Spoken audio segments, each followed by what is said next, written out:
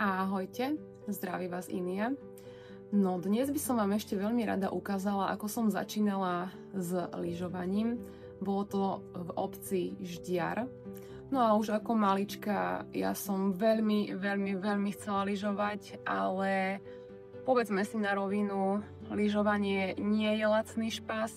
A ďakujem rodičom za to, že proste keď som mohla, tak som lyžovala a keď som nemohla, tak som si lyžovala po svojom. Už tam sa asi odzrkadlila moja povaha, že keď niečo chcem, tak proste to dokážem.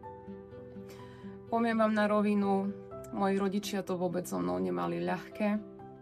Myslím si, že ani doteraz to nemajú ľahké, ale všetko so mnou stále zvládli, celú výchovu, celú tú moju povahu, tak touto cestou sa im môžem aj rovno poďakovať. Idem vám ukázať moje začiatky. Ako malé dieťa, keď som mala nejakých 6-7 rokov, tak som si zobrala proste lyže a išla som lyžovať. Takže poďte sa pozrieť na moje začiatky a ukážem vám, kde som to dosiahla dnes. A tu na tomto kopci začali moje prvé lyžiarske začiatky u pána Krasuľu. Ale poviem vám, niekedy tu nedaleko býval môj detko. No a ja som si, keď som nemala ani na lístok na vlek, tak túto cestu, ja som si zobrala vlastne lyže na seba. Tu som si túto celú cestu vyšlapala. Idem si ju vyšlapať s vami ešte raz.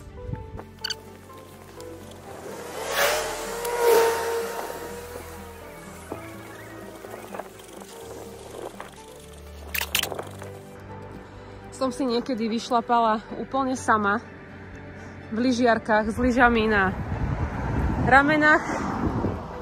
Tu som si pekne prešla. Teraz je tu už plot a tu som začala lyžovať. No a takto som si prebehla vlastne niekoľko jazd. Tu som si obúvala lyže a krásne som si lyžovala.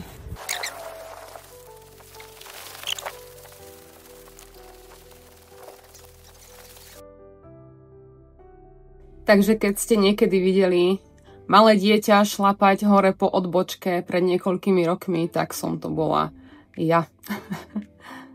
To vyzerá asi takto.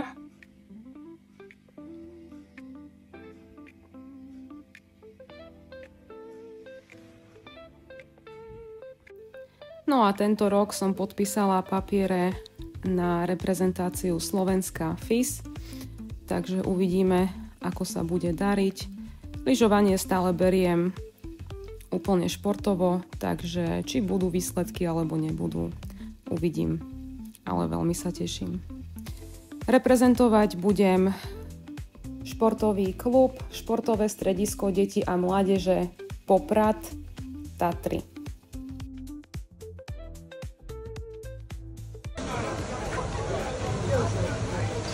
Aj s plišáčkem, no to je krásný. Plišáček, gratulujeme.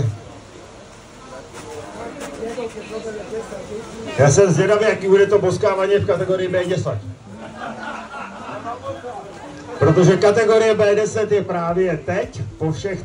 No a samozrejme snažím sa ísť vzorom svojej dcere, ktorá mi tento rok skončila vo svojej kategórii 2. na Slovensku. Takže takisto športové stredisko detí a mládeže, ale o tomto klube trošku neskôr, keď sa dostaneme až do Popradu. Čaute.